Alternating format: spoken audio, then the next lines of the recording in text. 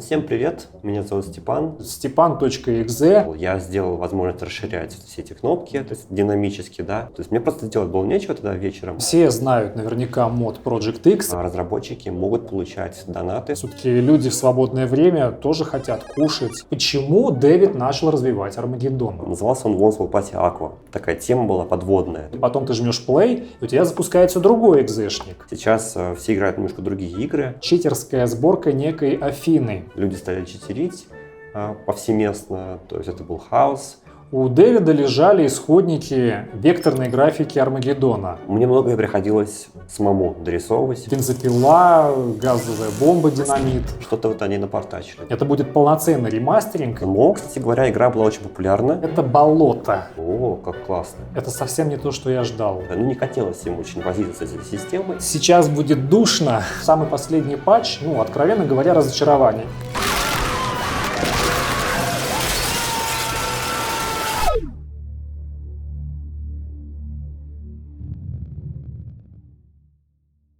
Сейчас посмотрим.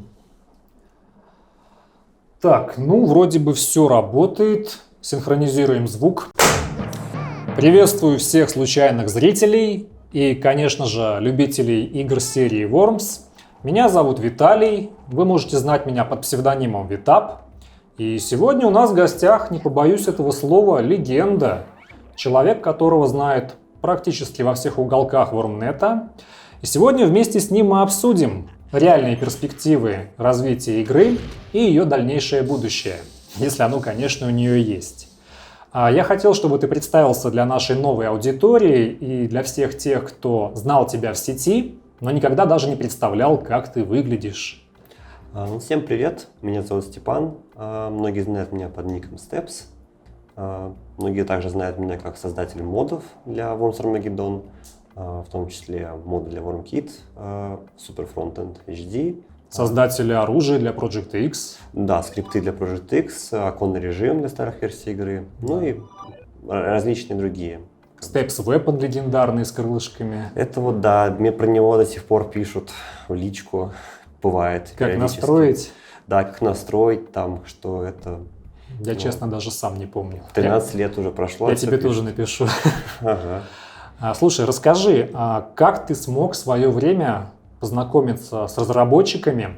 Кстати, ребят, напомню, что разработкой игры последние годы занимается не Team 17, а двое энтузиастов. Вы можете их знать как Dead Code и Cyber Shadow. Вот расскажи, как ты смог с ними познакомиться и попасть в это закулисье игры? Это на самом деле произошло достаточно спонтанно. В 2009 году, когда я вернулся в игру, уже стал играть онлайн, я стал ходить по разным форумам игры, в том числе официальный форум Team 17, который уже, к сожалению, все. Но там было очень много полезной информации, были разные обсуждения, связанные с игрой, с модами, с патчами. И в то же время, мне было тоже интересно. Я стал принимать участие во всех этих обсуждениях. Там сидели действительно Dead Code и Cyber Shadow, взаимодействовали, и постепенно я как-то вошел с ними в контакт. А дальше уже я с ними общался в IRC-чатах. Это ваша приватная тусовка там? Протокол не для общения. Всех?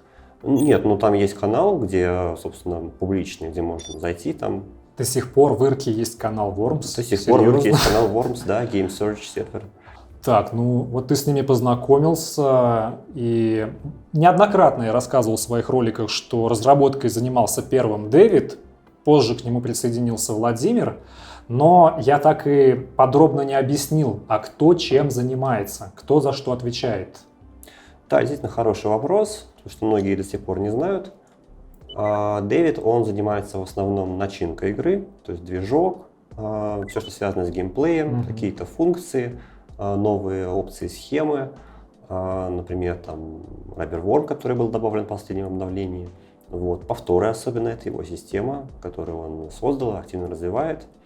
А Владимир Cyber Shadow, он работает уже непосредственно над более такой технической составляющей игры, то есть он, во-первых, он много работал над совместимостью, например, он расширил функционал рендера игры, то есть там OpenGL добавил. Да, последним патчем. Да, и другие эти движки рендера. Сервера он, по-моему, держит. Да, он держит сервера, он написал ботов для WarmNet, то есть Hosting Buddy. Это его детище. Да, там боты для модерации, там боты для помощи, help, боты, это все его, действительно. Вот. Сайты, которые там Worms.info, это прям вот центральная энциклопедия игры, это все тоже держится у него на его сервере. То есть боты, Worms 2D Info. Да. Так, а сам WarmNet держит Team 17 или тоже Владимир? Team 17. На данный момент WarmNet, который официальный, то есть все эти годы с 99-го, это действительно вот держит именно вот Team 17. Он у них запущен на какой-то там виртуальной машине, которая много ресурсов не потребляет, они просто смотрят, чтобы он работал и все. Слушай, я, кстати, видел не так давно новость, что то ли Team 17, то ли Дэвид с Владимиром хотят полностью обновить сервер. Да, действительно интересный момент. Владимир вышел несколько лет назад с идеей такой своеобразной, чтобы, поскольку WarmNet официальный, нельзя обновлять напрямую. У разработчиков нет доступа просто к изменению исходников сервера, например, для что-то там что-то добавить, там ранги, например. Чтобы создать свой собственный сервер WarmNet, который будет поддерживаться сообществом, причем сделать так, чтобы в будущих обновлениях игры этот сервер стал основным. То есть игра, она предлагала его вместо сервера Team 17. А там уже, соответственно, делать все новые разработки, добавлять там поддержку чего угодно, рейтингов. Можно WarmNet 2, например, даже встроить. Ну да, мы об этом еще поговорим. То есть, если у них будет свой сервер, они смогут добавлять те модули, которые сейчас игрокам приходится качать отдельно. Насколько я знаю, все эти годы они были как бы неофициальными разработчиками. Первые их патчи выходили в статусе бета, потом уже как бы официальные. Но любое изменение, любой новый патч проходил огромные круги бюрократии и согласования. Насколько мне известно, сейчас был заключен какой-то контракт, который позволит Дэвиду и Владимиру непосредственно самим выпускать обновления без согласования. Расскажи об этом. На самом деле небольшая корректива. Этот контракт действительно такой очень важный, который был в последнее время подписан. Уже подписан? Да, уже подписан. Этот контракт, он позволяет разработчикам действительно не ждать подтверждения от команды тестеров Team 17, которые отвечают за выпуск игры в продакшн. Они могут выпускать какие-то промежуточные там сборки, бета, альфа, на форумах игры, просто пометив его как мета, да.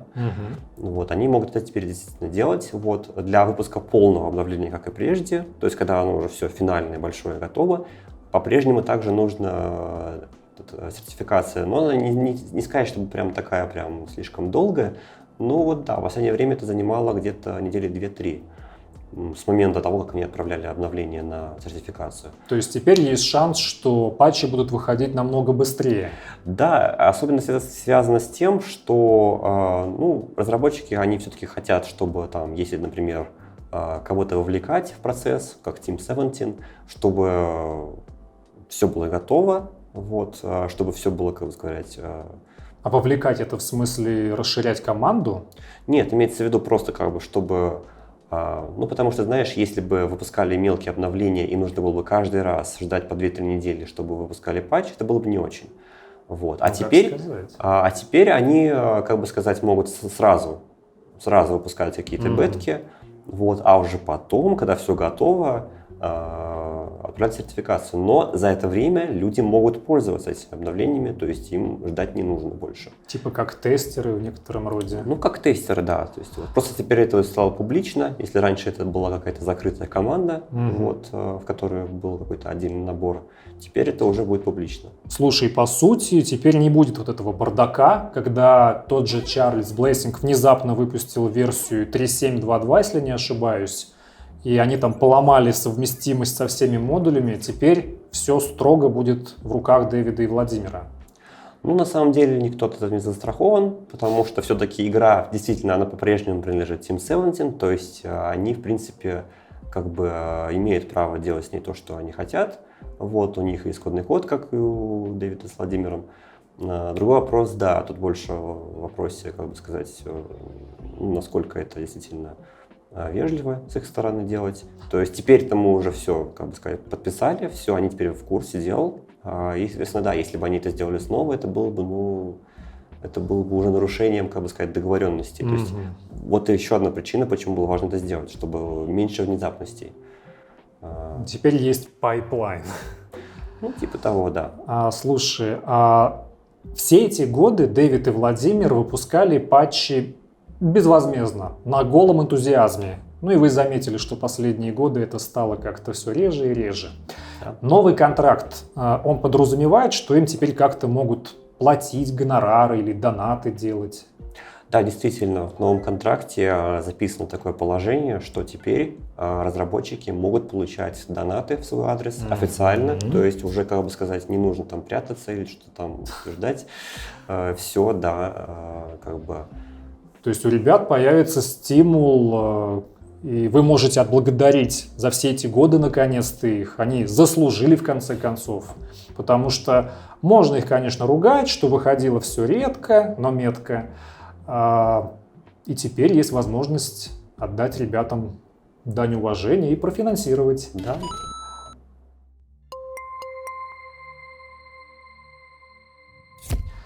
Вот такой еще момент. Многие до сих пор не знают, почему развитие получил именно Worms Armageddon.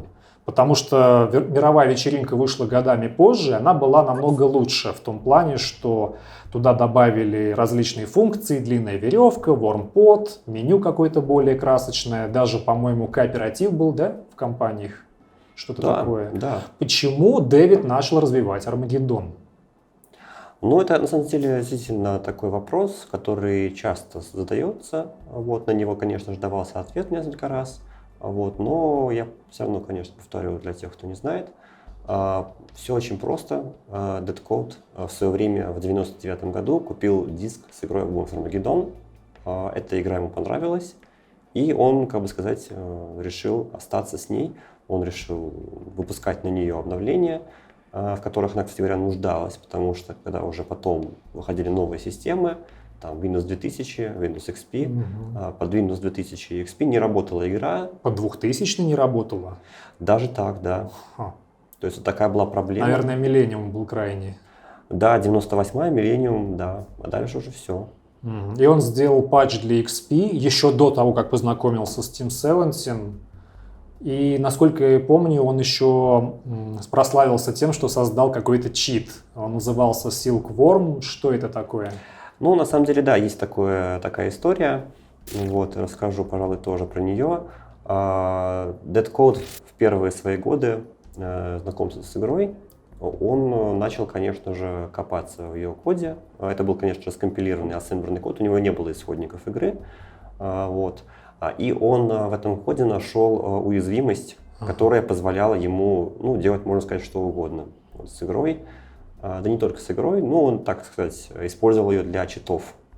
Вот. То есть он написал программу, которая позволяет вытворять различные вещи, например, замораживать противника, там, я не знаю, там, замораживать время, может там было менять что-то на карте. В онлайне даже? Даже в онлайне, да. То есть можно было срывать матчи? Да, эта, как бы сказать, уязвимость давала возможность изменить ход игры на всех компьютерах.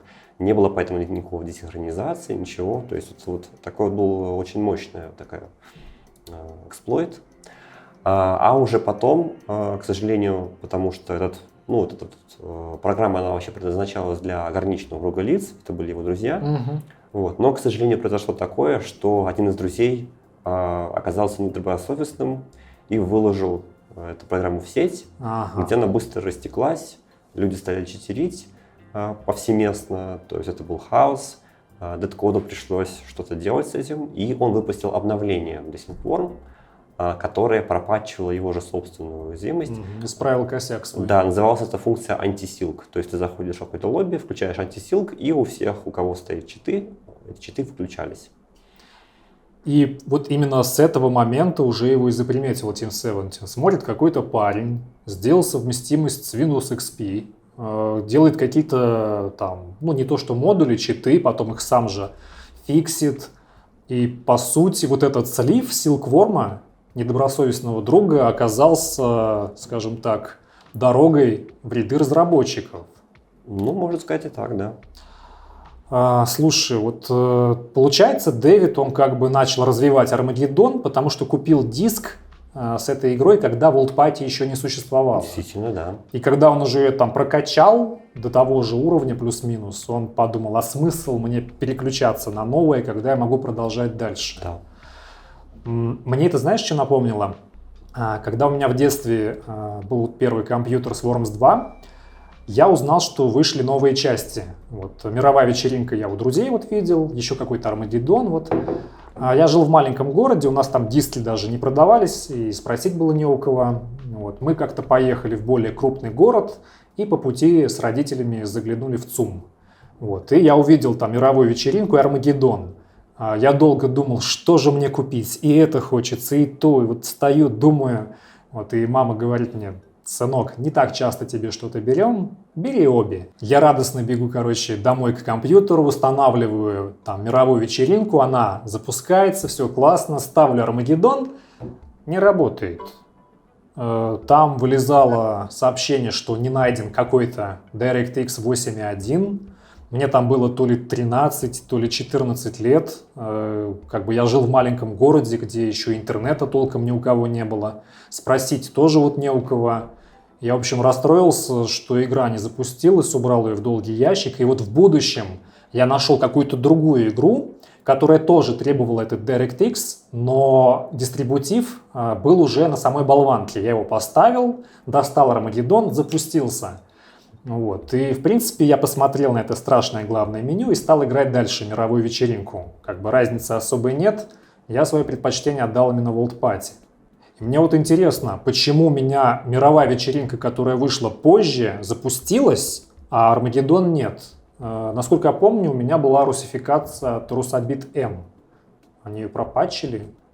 Ну, на самом деле, разные могут быть причины. Вот, неизвестно, почему тебя просила именно DirectX 8.1, потому что, насколько я помню, в прежних, в более старых версиях Monster Armageddon требовалось то ли 5-й, то ли 6-й DirectX. Даже не 7-й? То есть, да, там, может быть, что-то было не то у них, там действительно они как-то так неправильно что-то выпустили. А что они сделали? Только озвучку и перевод. Вот бывает так, кстати говоря, такая бывает история часто, что раньше особенно было, что локализаторы ломали игры. Вот я, например, играл, когда в детстве проходил, там игра такая называлась Mage Slayer. Вот. Я не мог пройти дальше первого мира из-за какого-то бага, при котором в уровне второго мира нельзя было открыть ворота. Потому что, как я уже выяснил, там лет 15 спустя, или даже 20, я уже не помню, когда я все это смотрел, просто был баг локализации, они своей локализацией испоганили код так, что что-то поломалось, и эти ворота не открывались, и нельзя было пройти игру. А естественно, само собой, когда они тестировали перевод, и там просто не проходили дальше первый мир, зачем там проходить далеко в игре. И вот вот такая проблема. И это было часто, да. А Rusabit M, наверное, делали перевод на русский язык, что это потребовало обновить DirectX на несколько ступеней вверх. Это вряд ли я шучу, но что-то они поломали. Что-то там было странное, да. Вот. Для меня, как ребенка, купить диск, целое событие, а он не работает, а чтобы поменять его, надо ехать опять в другой город, я был очень расстроен. Как минимум, им надо было включить этот самый инсталлятор, эту 8.1. Да, им нужно было положить дистрибутив. Что-то они напортачили, да.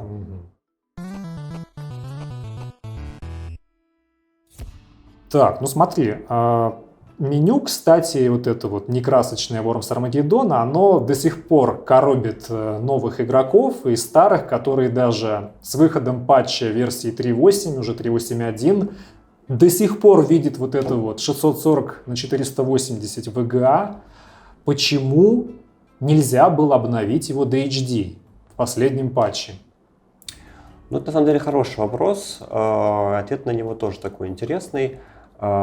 Все дело в том, что разработчики вообще на самом деле, с самого начала, как они начали делать обновления, более такие крупные, да, уже когда середина нулевых годов, они заявили своей целью, что в планах полностью переписать меню игры. Вот. А вообще меню игры это самое, так сказать, неблагонадежное, можно сказать. Это разные экосистемы, по сути. Ну, вообще да. Что я имею в виду? Извини, что перебил. Просто Worms 2, кто помнит, это два разных экзешника. Типа лаунчера, когда у тебя запускается оболочка настройки команд, там оружие, силы, потом ты жмешь play, и у тебя запускается другой экзешник. Worms Armageddon, в принципе, сделан плюс-минус так же, но все это зашито в единый файл. Да. Но, насколько я знаю, почему нельзя избавиться от этого ужасного меню, в нем, по-моему, зашит сетевой код. Ну, там такое, да, есть дело, что часть кода, которая используется и непосредственно в геймплее, она так глубоко вшита в код меню, то есть нету четкого разделения UI, там, нетворкинг, такое как бы вот это, ну, да. И отчасти, действительно, если нужно переписать меню полностью, то нужно, как бы сказать, это все вручную выискивать, вручную находить, где чего. Кучу костылей, не поломать бы чего. Да, не поломать бы чего. Вот. Ну и как бы все это убивает мотивацию, чтобы как-то что-то делать с менюшкой. Ну вот даже твой модуль, казалось бы, да, сделать HD-меню. Ты сделал большое дело, но развивал ты его достаточно долго. Там же в чем проблема была? Ну, там было несколько проблем. На самом деле, разработка этого модуля была такая интересная, как бы сказать, с ней связанная история. Вот, это был конец 2013 года, можно сказать, буквально под Новый год. Вот, у меня даже в подписи на форуме ТУЗ был лог, где там были сообщения, где я первые, только-только вот я смог там что-то там найти. Начиналось все очень просто, банально. То есть мне в голову взбрело, типа, а почему меню такое маленькое? Думал, может как-то увеличить его. То есть мне просто делать было нечего тогда вечером, это было предновогоднее. И я подумал, ну, попробую, я что-нибудь сделать. И я что сделал? Я открыл экзешник игры в Hex-редакторе, просто вот даже не дизассемблер, ничего, просто в Hex-редакторе. И стал искать в игре значение там 640 на 480. Я стал их заменять и смотреть, что это происходит при их замене. Вот. И впоследствии я нашел так сказать, нужные мне офсеты, при помощи которых я уже мог потом как сказать, понять, где что происходит в самом коде игры, уже дальше с использованием более продвинутых утилит. И таким образом сделать простенький модуль, который расширяет этот вот... Который добавляет то, что ждут годами, по сути. Ну, начиналось достаточно просто, да, там было просто расширение, как бы сказать, пространства, менюшка была до сих пор маленькая, она просто была центрирована, а бэкграунд был увеличен. Не очень полезно, вот, но впоследствии я уже начал работать больше над функционалом. То есть я в первую очередь что сделал? Я сделал возможность расширять все эти кнопки, то есть динамически, да. Ты апскейлинг делал. Апскейлинг, да. Вот. Но была одна маленькая, даже сказать, не маленькая, я бы сказал, проблема, то, что это не затрагивало кнопки, которые состоят из битмапов, картинок, а таких очень много в фронтенде, то есть кнопка, в которой есть графическая составляющая. Вот. И да, была версия 0.3, это была такая вот, с 15 по 16 год, это была основная версия суперфронтенда, поэтому модуль особо не был популярен, потому что, ну вот да, то есть кнопочки-то расширенные, но графика по-прежнему вот не такая. Ну, короче, это боль полнейшая. Была боль, да, а уже потом я уже подумал и решил все-таки взяться. Меня тогда в то время интересовали немножечко нейросети, вот, они еще были такой...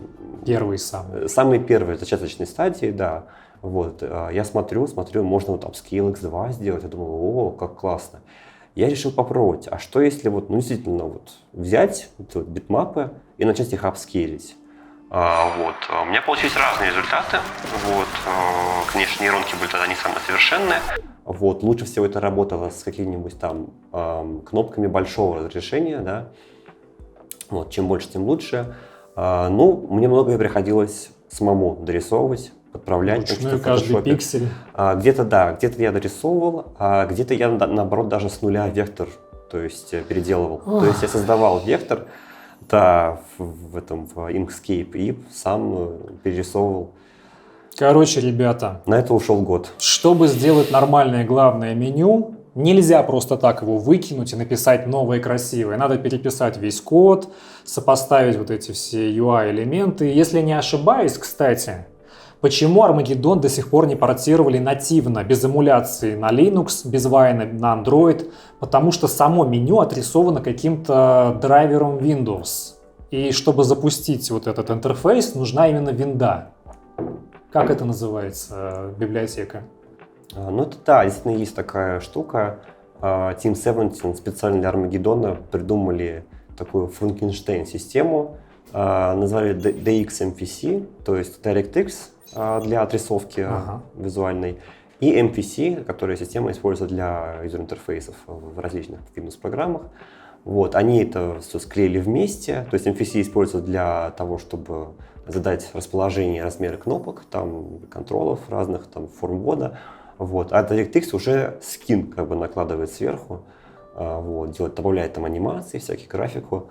Вот, они эту систему сделали с большим количеством багов, кстати говоря, многие из которых не были пофикшены аж до вот этого вот. Да до сих пор. Последнего обновления 3.8. Ну, до сих пор, да, можно сказать, что-то там еще тоже есть. Ну, ты альтабаешься, у тебя порой черный экран, эти рамки. Это немножечко другое, да. Другое. Это когда уже полноэкранный у тебя режим. Вот. Но, во всяком случае, когда ты в оконном режиме запускаешь игру, уже нет таких вот супер багов.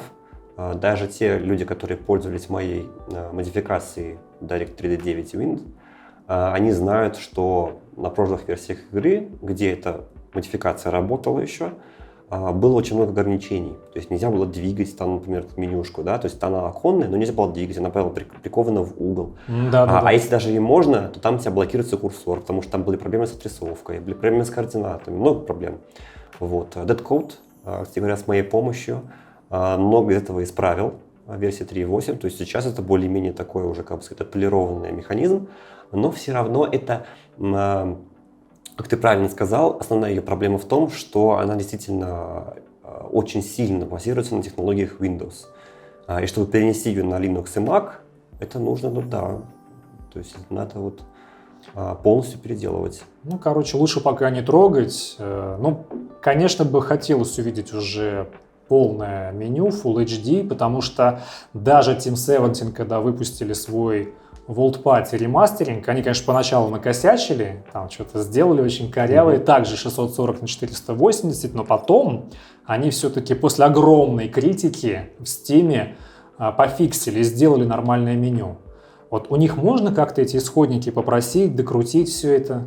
Ну, вообще, на самом деле, да, по неизвестным причинам исходники Vault Party Remastered не были предоставлены Deadcode и Cyber Shadow. Ну, там еще, кстати говоря, вот по поводу критики, она была оправдана. Конечно. Потому что VP Remastered, извините, оно выходило под брендом Remastered. Как новая игра. Как новая игра, да. А Armageddon это просто старая игра с обновлениями, там, да, обновленная, но это вот по-прежнему Armageddon. То есть у них, как бы сказать, было куда больше причин негодовать, чем вот, да. Хотели продать новую игрушку заново, получили тумаков по шапке. Ну вот, кстати... Еще одна такая тема, которая меня гложет долгие годы, я уже начал ее отпускать. В принципе, где-то к 2014 году, когда я сделал свой Worms Series, там 95-2014, я решил полностью забросить игру, потому что, ну, я уже все сделал. Я рассказал, как, что, куда, там добавить было нечего. Новые игры, которые делал Team 17, они по уровню механики не дотягивали до мировой вечеринки, вот этого движка общего. И я думал, ну все, можно как бы канал переключать мой YouTube в другое русло, делать ролики на другие темы. И ты мне кидаешь гифки, наработки, что оказывается все эти годы, чуть ли там не четверть века, у Дэвида лежали исходники векторной графики Армагеддона. И проблема расковырять их была в том, что программа, в которой они были созданы, была утеряна, да, дистрибутивы? Да. То есть, как она называлась, если не ошибаюсь, Anima, и сделали ее CAS, Cambridge Animation Studio. Да, все верно, это была Anima. Конкретно в Армагеддоне, да, вообще изначально Worms 2, это все началось с Worms 2, использовалась программа Animo 1.7 версии. Вот. В этой версии она чем примечательна? Она работала только под Mac-машинами специальными с аппаратным ключом, то есть им нужно было хардверный ключ вставлять, либо под машинами под управлением системы Next Step. Да. Ну, вот такой, как бы сказать, не очень доступная штука, тем более, что в свое время она стоила $10 000. А если что, напомню, это доинфляционные доллары. Это очень дорого было.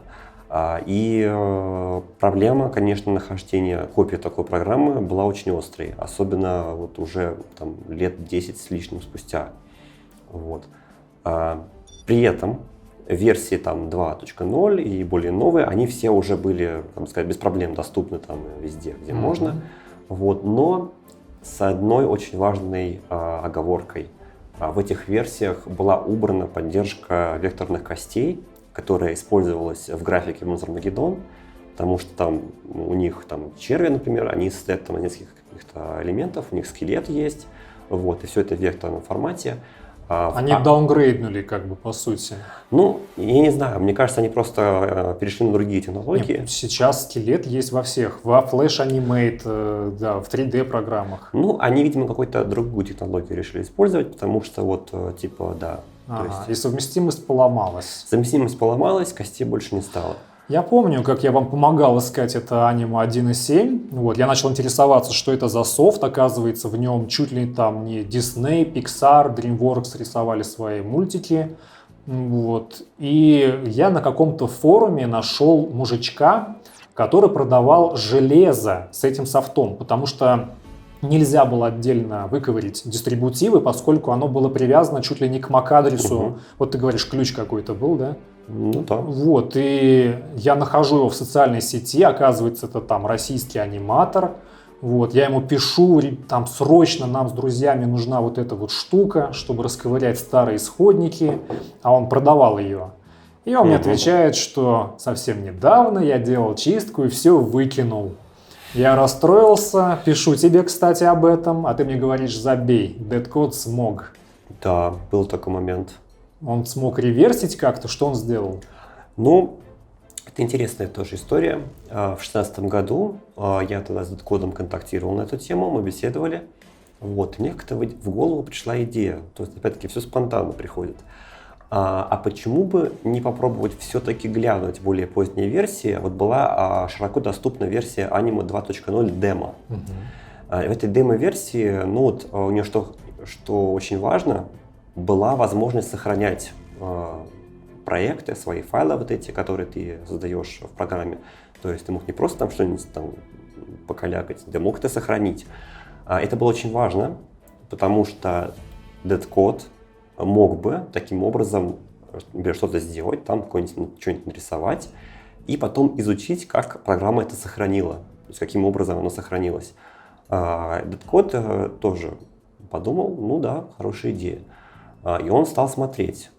И очень скоро он обнаружил, что многое из того, что используется в формате версии 2.0, особенно, например, формат чисел с плавающей запятой, который необходим там, для того, чтобы задавать там позиции этих точек в векторах, он понял, как это все работает, и потом стал смотреть уже на файл Армагеддона и понял, что формат этих самых вот, как бы сказать, сами кости, конечно, они были убраны, но их составные элементы по-прежнему кодировались таким же образом.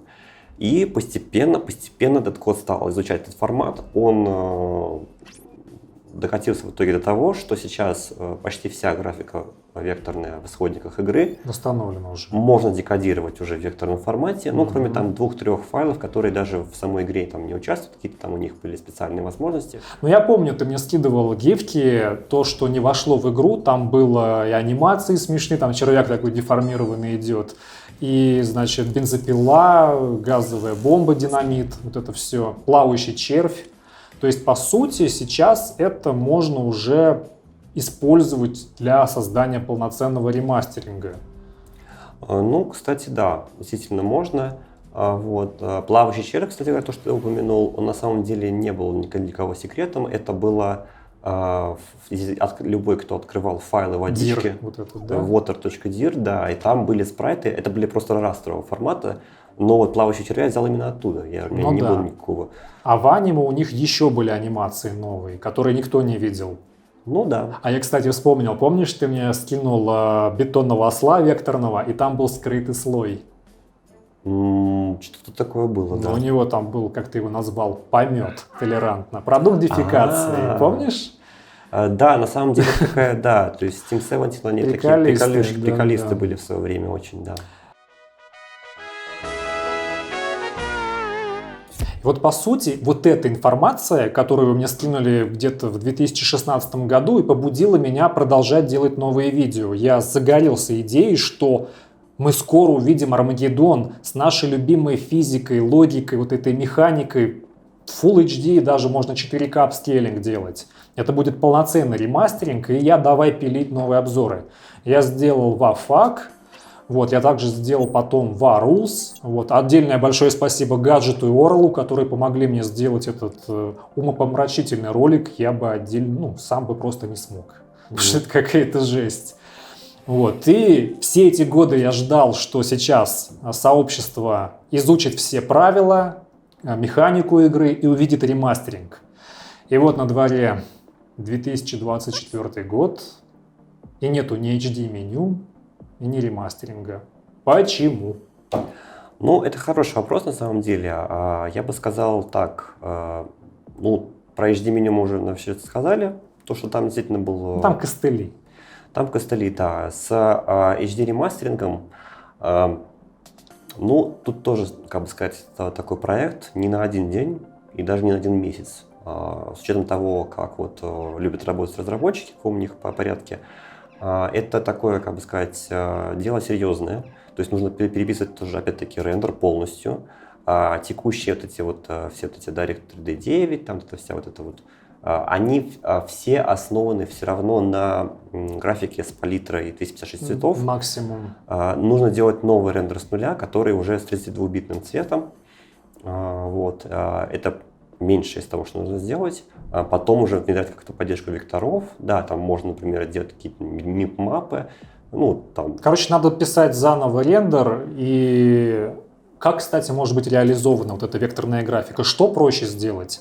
Либо большие, растровые файлы, то есть ты вектор переводишь в растер различных нативных разрешений. Как в 3D-играх есть лод модели трехмерные. Чем ближе ты смотришь, тем больше она обрастает детализацией. Это самый простой способ, да. Или все-таки проще сделать, не то чтобы проще, а лучше, полноценный вектор? Полноценный вектор, опять-таки, зависит от реализации. Вот, я на эту тему с Z-кодом беседовал. Вот, есть несколько вариантов, как это сделать. На практике пока это еще не протестировано. Насколько я знаю, векторная графика, она сильнее грузит железо. Ну да, опять-таки, все зависит от того, как вот именно она рендерится, да. Потому что я все детство баловался флешем, формат CVF. Почему я VTAP CVF, да? Вот Stepan.exe, VTAP.cvf.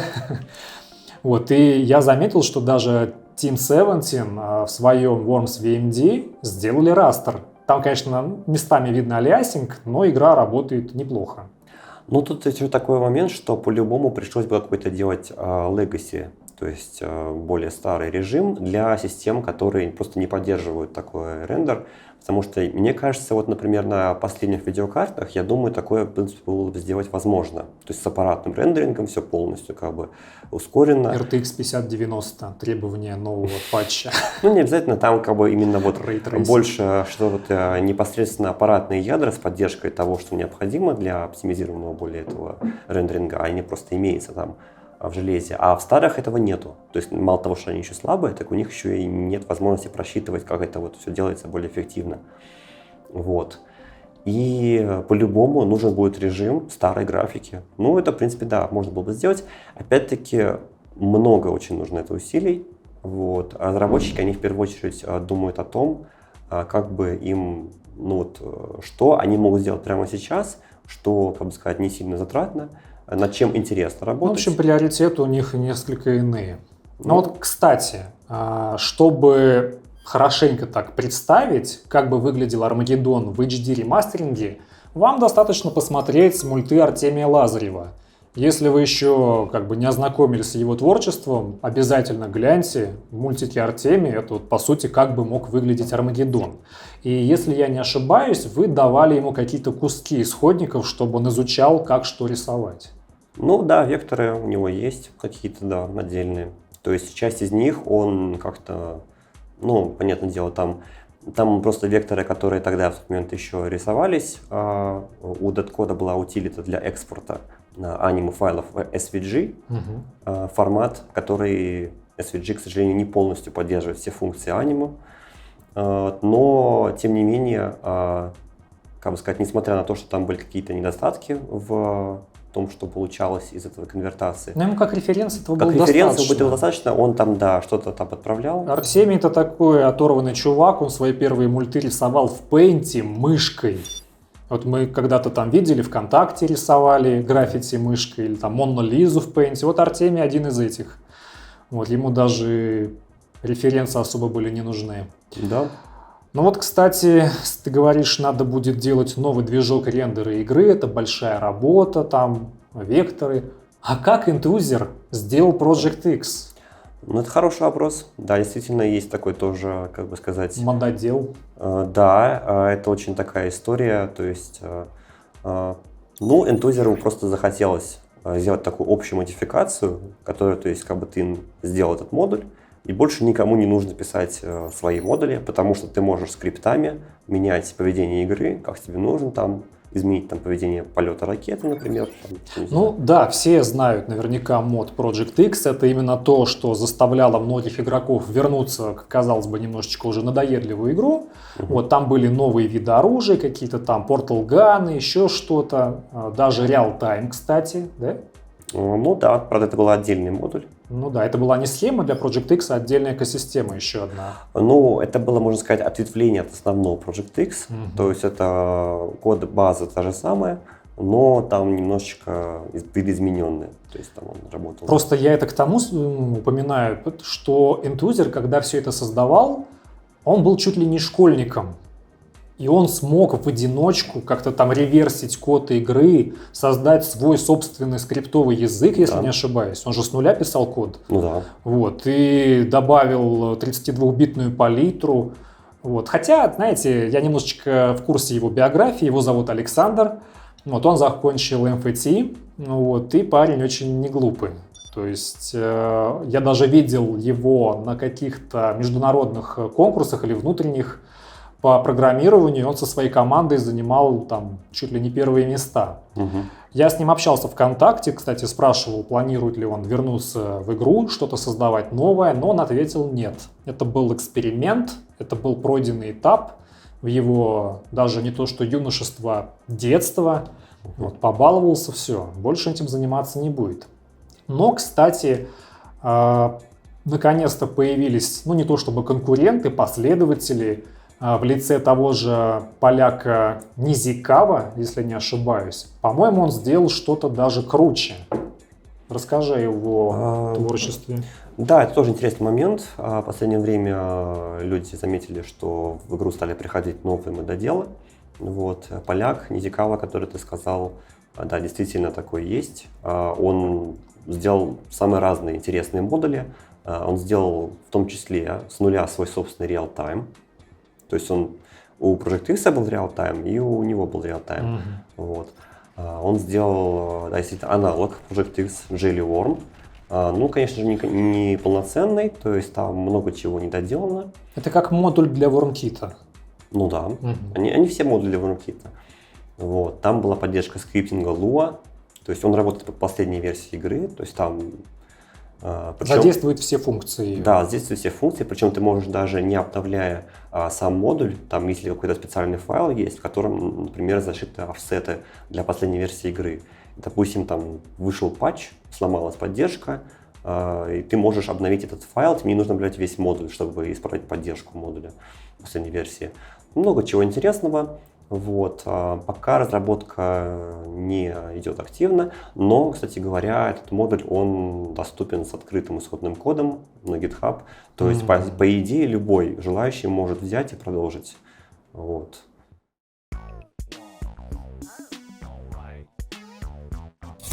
Слушай, но вот он сделал какие-то свои наработки. То есть, в принципе, при должной сноровке игру можно расковырять и сделать обновление гораздо быстрее при должном уровне мотивации. Я вот, насколько Ну да. помню, ты на своем YouTube-канале выкладывал какие-то там ответвления Worms PvP. Это Aqua, Online, по-моему, корейские они. Ну да, корейские. Расскажи, что это такое? Тоже интересная такая история. В свое время, это был, по-моему, начало 2000-х, точный год не вспомню, Team 17 передали исходники Worms 2, тогда это было, корейской фирме, называлась она Wizgate. Вот, впоследствии она переименовалась в M-Game. Вот, такая платформа для каких-нибудь корейских игр. И они в итоге выпустили версию игры по free-to-play модели для корейского рынка. Ну, кстати говоря, были еще локализованные версии для Японии и для Китая. Для азиатского рынка. Да, но в основном основная вот версия была именно корейская. Вот. В этом онлайн Worms, что примечательно, нужно было всегда быть онлайн. Там обязательно была учетная запись. То есть это защита от пиратства, что ли, была такая? Да нет, игра-то бесплатная, но, как бы сказать, чтобы в нее играть, тебе нужно было интернет-подключение. То есть даже там, допустим, если ты хочешь зайти в тренировку... С ботами. Да, то есть в сингл тебе нужно сначала залогиниться, а уже потом там зайти в специальную менюшку, где это можно все сделать. В России такое бы не проканало. В те годы интернет был не у многих. К сожалению, да. Вот. Но, кстати говоря, игра была очень популярна. На пике в нее, согласно данным Википедии, играло там 20 тысяч игроков, что-то вот типа того, или даже больше, вот, одновременно. То есть это онлайн был одновременный. И да, у нее там были всякие интересные функции, типа там челленджи какие-то, то есть там на время ты мог соревноваться, там лидерборды были всякие разные. Они туда добавили, по-моему, даже новое оружие, да? Новое оружие, да, но это уже было больше в сиквеле Online Worms, назывался он Worms World Party Aqua. Что самое интересное, кстати говоря, что от Worms World Party в этом сиквеле только название. На самом деле это все тот же самый Worms 2, то есть движок тот же самый Worms 2, но просто в него немножечко так, его решили не переделывать с нуля, а в него просто добавили новый контент из World Party. Ну, кстати говоря, не полностью, там не весь арсенал оружия, вот, но там есть свое, да, новое. То есть, типа, там, гарпуны, там такая тема была подводная. То есть, там были уровни, где можно было... Ты находишься, типа, под водой, вот, там, ты ходишь, там, прыгаешь, там, пузырьки. Под водой прям. Ну, типа, под водой, Слушай, да. ну они прям конкретно поменяли все. Там как-то мины, которые просто застревали в воздухе, то есть, летающие. Ну, типа, они там плавают. Вот. Ну, у тебя это в роликах на Ютубе есть? Да, у меня это все это есть. То есть, ребят, можете зайти к Степану на канал и посмотреть, что это за дичь.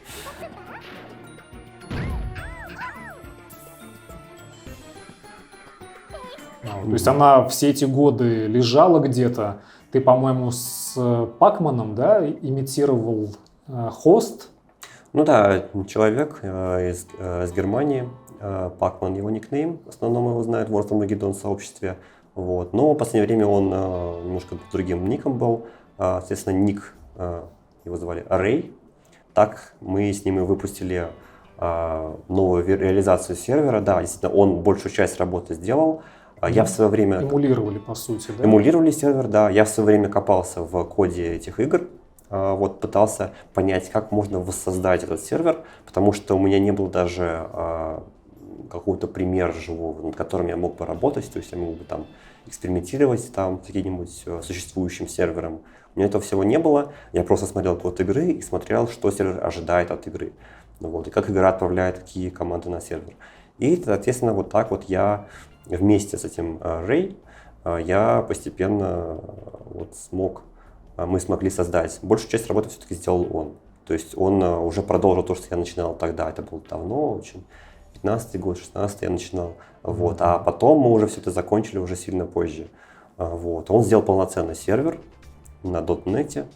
Вот. Этот сервер можно запустить, скачать, поиграть в синглплеер. Мультиплеер не получится поиграть, но он не до конца все-таки доделан. Но исходный код доступен, то есть можно опять-таки также дорабатывать. А где? Вдруг кто-то захочет скачать? На GitLab. GitLab. Ну да. А на Тусе?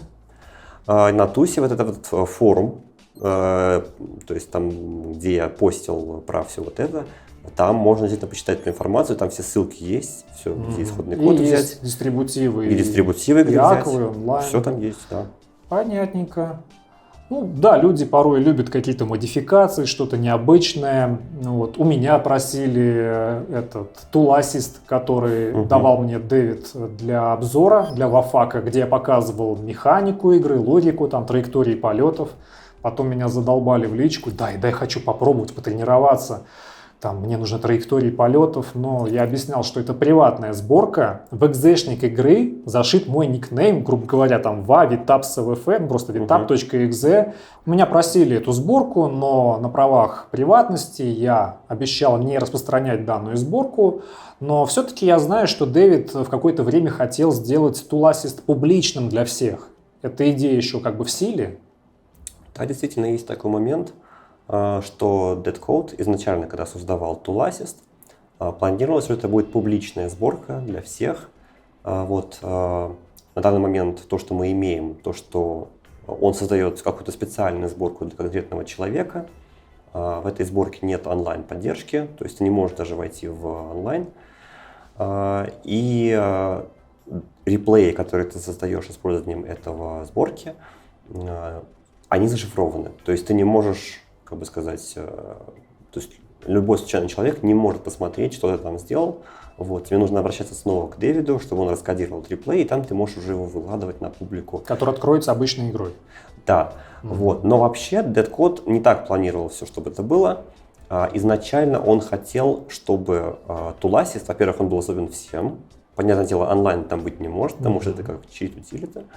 Вот. Но при этом, помимо того, что он доступен всем, он мог бы еще писать повторы в незашифрованном виде.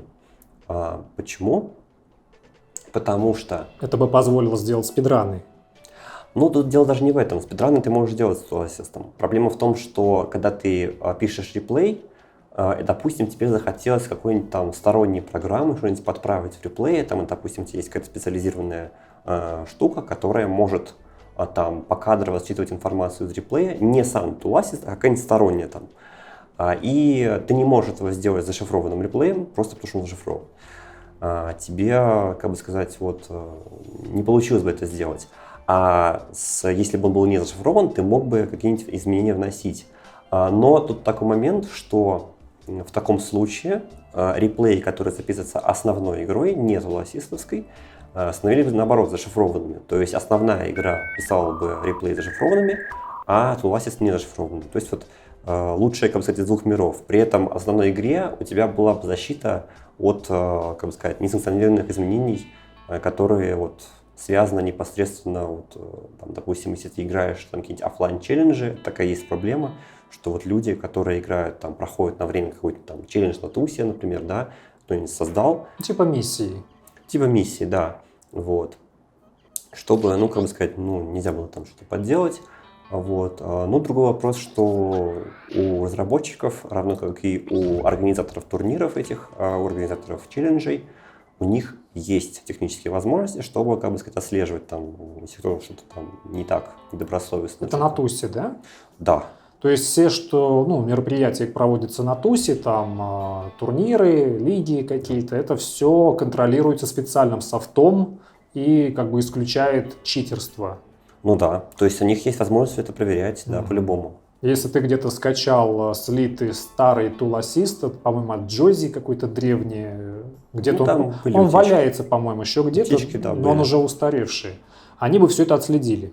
Ну, это по-любому. Но тут даже дело не в этом. Тут вопрос именно, что было бы, если бы игра перешла на такой формат. То есть основная игра пишет зашифрованный реплей, Tool Assist пишет незашифрованный реплей. Слушай, ну те люди, которые у меня просили Tool Assist, они это как бы больше хотели использовать для изучения полета траекторий. Как стрелять из базуки, какая логика поведения у радиоракеты. Вот для этого. Ну и также, конечно же, просили реал-тайм интузеровские для Project X, но он не выкладывался долгие годы, тоже все просили. Мы говорили, ребята, он настолько забагованный, что его просто нельзя публиковать в общий доступ. но все-таки где-то в 17-м, по-моему, году ты его опубликовал в Дискорде. Ну да, потому что, во-первых, меня много кто просил, я потом еще беседовал много с людьми, которые к этому причастны, в том числе и с самим интузером, вот. Мне просто важно было понять, что, типа, если никто не против, то окей, но это как бы частичка истории, потому что мне кажется, что просто так пропадать... Ты мог бы и раньше выложить, по сути. Ну, вот раньше просто немножечко не было, как бы сказать, для этого условий хороших. Вот. То есть я уже как только все, то есть я со всеми пообщался, я уже все, уже достаточно времени прошло давно с этого момента. Да. Ну, в конечном итоге патчи выходят, но как бы новых игроков сильно много не становится. И несмотря на то, что как бы игра получила определенное развитие, как мне кажется, вот этот вот последний патч версии 3.8, который потом дополнили до 3.8.1, он был не совсем тем, что ожидали многие, включая меня. То есть, когда вы мне дали его там альфа-беты, я сделал черновой обзор для группы ВКонтакте, чтобы потом сделать полноценный обзор на YouTube. Но когда я все это расковырял, я понял, что это совсем не то, что я ждал. И у меня всячески отпало желание делать полноценный обзор. В общем, сейчас я более развернуто обозначу свою мысль. Приготовьтесь, сейчас будет душно, открывайте форточки. В общем, как мне кажется, вот этот вот патч версии 3.8 был сделан, по сути, гиками для гиков. Именно поэтому игра так и не получила развития. Когда я увидел, что основная работа была проделана в большей степени над интеграцией Rubberworm в игру, я, конечно, понял, что это очень сложно было, но из-за этого не было сделано много базовых вещей, которые нужны новым игрокам. То, что в игре есть функция изменять уровень трения, какие-то там черные дыры и вот эта прочая дичь, это не так круто, как если бы Дэвид добавил хотя бы раздел с управлением. Потому что до сих пор существует масса игроков, которые заходят в игру, и они не понимают, как открыть инвентарь. То есть они перебирают всю клавиатуру, а правый клик мыши сделать для них не совсем очевидно. Они не понимают, как открыть чат. Они пытаются там прыгать на пробел. Те же Team 17, они сделали Worms World Party Remastered раздел с управлением. Ты его не можешь поменять, но, по крайней мере, ты можешь посмотреть. И если бы Дэвид сделал то же самое в Армагеддоне, у игроков была бы возможность быстрее влиться в процесс игры, порог входа был бы более низкий, а он как бы на этом этапе уже их стопорит. Плюс, когда они все-таки добираются до онлайна, они выясняют, что даже имея лицензионную стимовскую версию, они не могут захостить игру, никто не может подключиться, потому что нужно скачать какой-то там отдельный модуль, надо в нем разбираться, вот, и они начинают тогда искать альтернативные пути. Hosting Buddy разбирается, как им пользоваться, а это что? Это какая-то дичь в виде промпт-инженеринга, состоящая из команд. Ты должен вбивать вот этот старт, schemes, вот, пресетов никаких нету, надо все это запоминать, поначалу выписывать на бумажке, в help не все лезут. Вот, и это полностью ломает как бы желание игроков вникать. Сейчас же современные игроки избалованные, потому что почти все игры, они user-friendly, даже тот же VMD в себе имеет нативно зашитые как бы туториалы по игре, и управление, и советы, и тактику. Вот почему Дэвид не добавил тоже управление? Зачем он годами интегрировал этот Rubberworm? Ну, на самом деле, это хороший вопрос. Вот. Как мне кажется, разработчики, которые сейчас работают над игрой, им просто в силу имеющихся своих ресурсов, времени, мотивации, выгоднее работать с сообществом, которое у них есть. Вот. Они, естественно, дают ему обратную связь. Вот. Естественно, никто из них при этом не думает, там какие-то подсказки, это все. Вот. Хотя действительно такой вопрос практически всплывает. Вот. Особенно от тех людей, которые там, допустим, на канале Help сидят, кому-то помогают. Вот, они это, да, в большей мере, как бы сказать, это все знают, понимают. Туда надо добраться еще до этого канала. Ну да. Люди вот. игру запустить не могут. Мне кажется, несколько элементов этому способствует. Во-первых, как мы уже сказали, что в игре есть проблемы с интерфейсом в меню. То есть это вот такая вот система, которую разработчики не особо хотят трогать. То есть вот даже этот вот экран расширенных настроек, если ты помнишь, он очень такой простенький, то есть там просто вот чекбоксы, вот эти вот, это никакой графики, ничего. То есть вот, настолько он простенький, потому что не хотелось им очень возиться с этой системой этих меню, вот, создавать очередное меню, там где-то там что-то еще подключать. Это все вот очень... Потому что изначально вообще планировалось, что игра уже вот-вот скоро она поменяет вообще всю систему меню, перейдет на новую систему, и тогда уже можно будет комплексно все эти проблемы решить. Вот, это первое.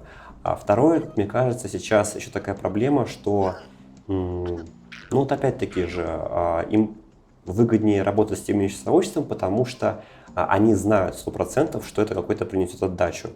Когда ты что-то делаешь там для неизвестных, которые еще не присоединились к игре, например, это все, конечно, хорошо, но надо еще понимать, что в наше время сейчас вообще жанр стратегии пошаговой, который является Worms Armageddon, уже не настолько популярный, как вот это было в начале 2000-х, вот, особенно среди нынешних поколений.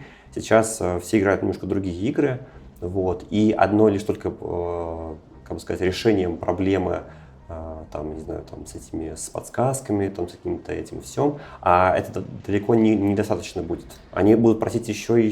Слушай, это как пример просто. Ну, да. Я же не имел в виду конкретно сделать управление подсказки, потому что хоть Дэвид и Владимир имеют приоритет на олдфагов, которые как бы быстро дают отклик, это болото. Потому что вот вы там все сидите, квакаете, а течения нету. Нужны новые игроки, Да. которые будут поначалу капризны, им что-то будет не нравиться, но именно новая жизнь, новые игроки заставят игру двигаться дальше. И почему бы нельзя было добавить хотя бы несчастные ачивки в Steam? Это же элемент удержания. В Old Party Remastered есть ачивки. Да. Сложно ли их прикрутить к Армагеддону? Ну, на самом деле не очень сложно. Тут проблема больше в том, что у разработчиков нет доступа к Steamworks, чтобы менять непосредственно в Steam, добавлять все ачивки. Попросите. Но это вот, как всегда, как уже говорилось, это представляет проблему. То есть даже просто связаться с Steam 17, это вот, да. Надо радоваться, что им контракт дали хотя бы над Да. исходниками. И пока не это, не Ну, то гневать есть судьбу. можно, да, нужно подготовить все, спланировать. Это все тоже вопрос времени, ресурсов, да.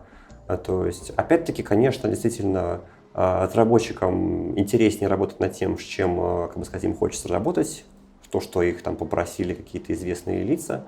Вот. Ну и потому что как бы, это действительно активное сообщество, с которым он, кстати, сам тоже, там, Deadcode и Владимир, бывает, там заходят в какие-нибудь игры, играет. Ну, особенно Deadcode, я знаю точно, он играет еще периодически. Под своим ником? Конечно. Да, бывает. Ну, очень редко, но бывает. Ну, я, по сути, бросил активно играть еще лет 10 назад. Вот как сделал 2014 года обзор, вот, и думал, все, хорош. Вот, заходил несколько раз под чужими никнеймами, чтобы просто быть в курсе, как там все работает. А Дэвид, значит, до сих пор на пульсе держит сообществом. Ну, кстати говоря, вот новый контракт, который мы уже упомянули, вот, он в том числе позволяет получать пожертвования. Соответственно, если там кто-то что-то прям очень особенно хочет, то, пожалуйста, это дополнительный стимул для разработчиков что-то сделать конкретное, что вам именно хочется. То есть можно зайти на форум, сказать, я хочу вот это. Ну, посмотрим. Это еще пока не точно. Вот. Прием заявок. Да, но как минимум это, мне кажется, какую-то мотивацию должно дать. Но они хотя бы дальнейшего. ознакомятся, но не обещают сделать. Но обратная связь хотя бы будет. Да, по-любому. А куда писать? Это все будет, посмотрим. То есть это будет и на форумах ТУСа будут сборки. Скорее всего, в Дискорде где-то будут созданы каналы, где люди смогут оставлять свои отзывы по последним сборкам. Вот. Вообще, мне кажется, главный фактор, который движет игрой, это действительно обратная связь. То есть, если действительно, то есть, разработчик видит, что люди что-то хотят, они прям это просят, у них прям идеи какие-то интересные появляются, то, конечно, это самая главная мотивация. То есть, вообще даже, я бы сказал так, то есть деньги для Дэвида и Владимира никогда не были такой прям, чтобы очень такой моментом, который их тормозил или как-то и что-то им Но диктовал. учитывая, как выходили редко патчи последние годы, Ну, опять-таки, все-таки да. Да, все вот такое. Это вот проекты, которые любительские, они всегда вот так вот. То есть... Ну вот видишь, у игры есть ряд проблем. Обновление выходит редко. Последние годы хоть и метко, но самый последний патч, ну, откровенно говоря, разочарование, не только мое. Вот. И сюда мы добавляем бардак полный в онлайне, потому что игроки старой и новой школы не могут между собой договориться, как себя вести в той или иной ситуации в том же шопере. Одни говорят так, другие трактуют иначе. Потом мы сюда добавляем проблемы вот с этим хостингом Wormnut 2, потому что хочешь поменять управление, качай вот этот модуль, хочешь сделать хостинг с серого IP, качай вот этот модуль, потом еще там суперфронт твой скачай, залезь в ini файлы, в директорию игры, перебей какие-нибудь настройки, запускаешь игру, она ломается, нужно опять лезть в директорию игры и использовать файлы твиков и реестра, короче, жесть. И вот все это, казалось бы, замечательно, да, вот обратная связь, патчи могут выходить быстрее, у Дэвида и Владимира будет мотивация в виде донатов возможных, ну, вы же им скинете, не жадничайте. Вот, но у игры много проблем, и вот помимо всего того, что я озвучил ранее, есть вещь, о которой как бы не принято говорить в сообществе, но она есть. Еще в 2017 году Владимир озвучил эту проблему на радио Anonymous. Они посвятили чуть ли там не 1/3 выпуска. Это проблема читерства. Помню, как однажды я, будучи админом группы ВКонтакте Worms Armageddon, получил массу сообщений в личку, что на стене группы была опубликована читерская сборка некой Афины, которая позволяла прямо в онлайне, прям как в Tool Assisted, видеть содержимое ящиков, инвентарь противника и запал мин. Я по просьбе игроков все это быстро зачистил, потому что сам факт читерства в пошаговой стратегии убивает онлайн фактически. Вот. Тем не менее, я сохранил себе эти дистрибутивы, я даже по названию экзешника пытался их погуглить, я находил их на различных файловых обменниках. И да, я в онлайне протестировал, все это работает. Мы с Артемием, кстати, запустили матч. Я говорю: Артемий, бери ящик. И я ему называл, что он взял. Вот, он тоже с этого прифигел так малость.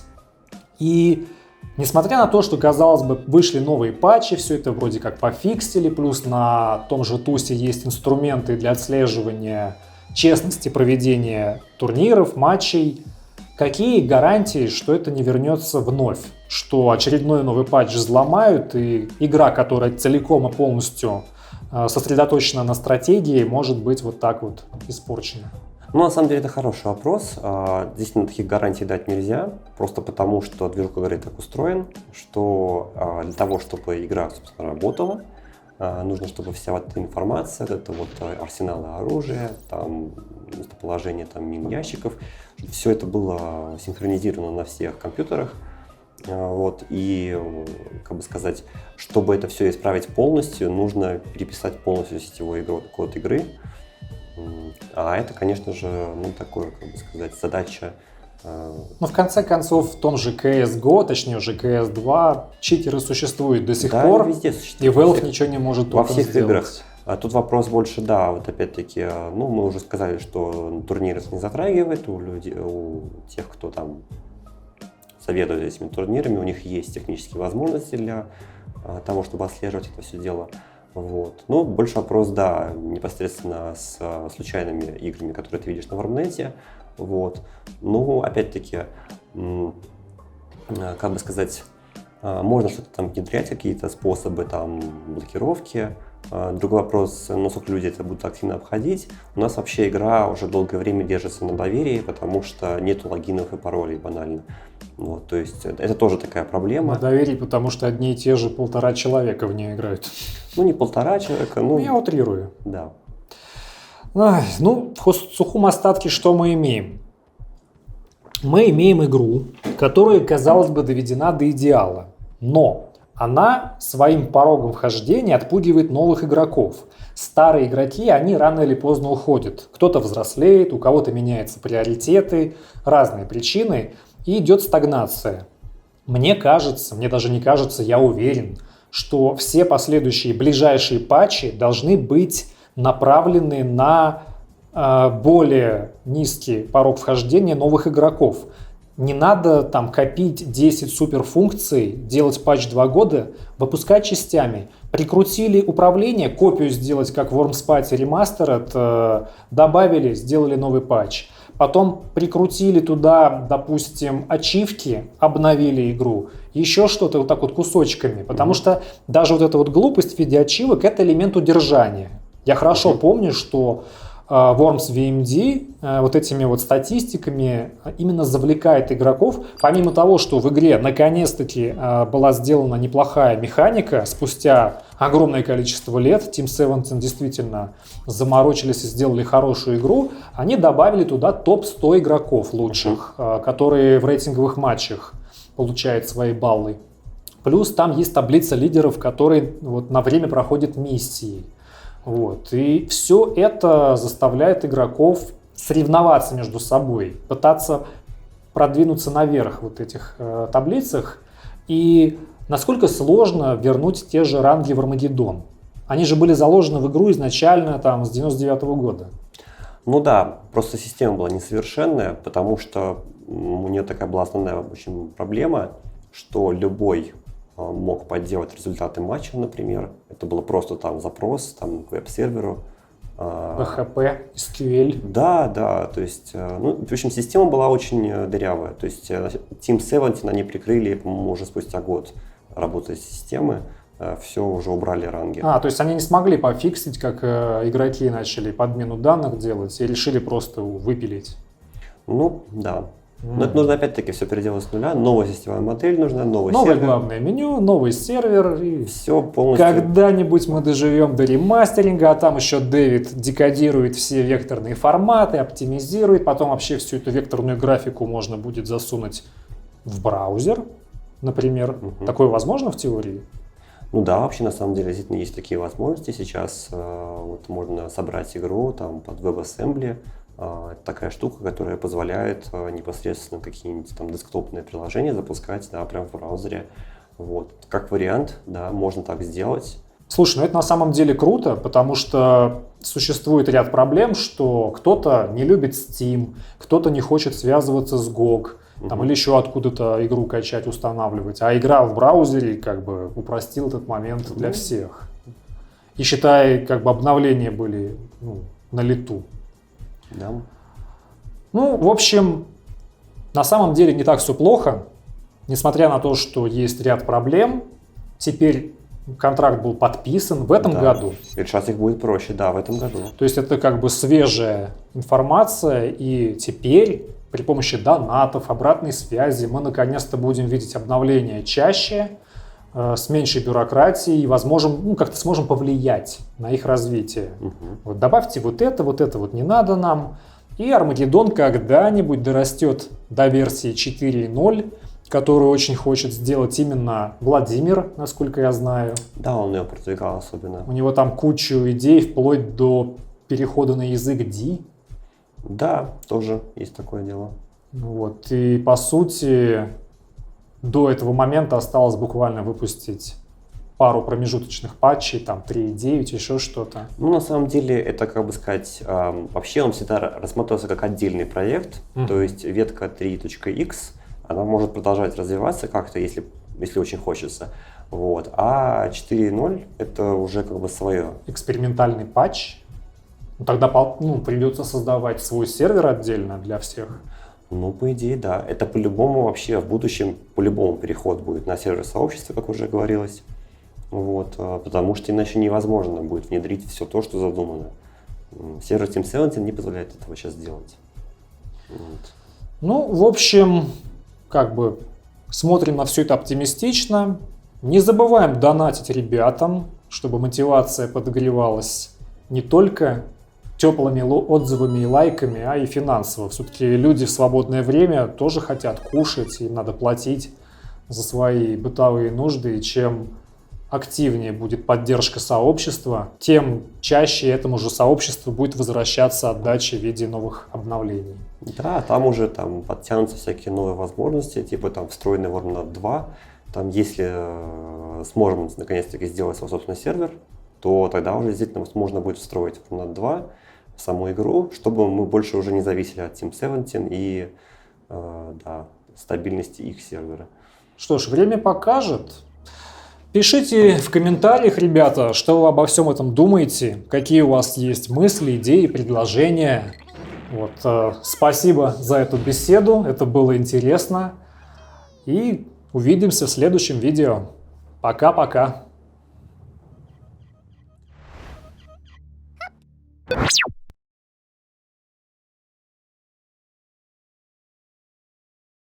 Wielkie dzięki!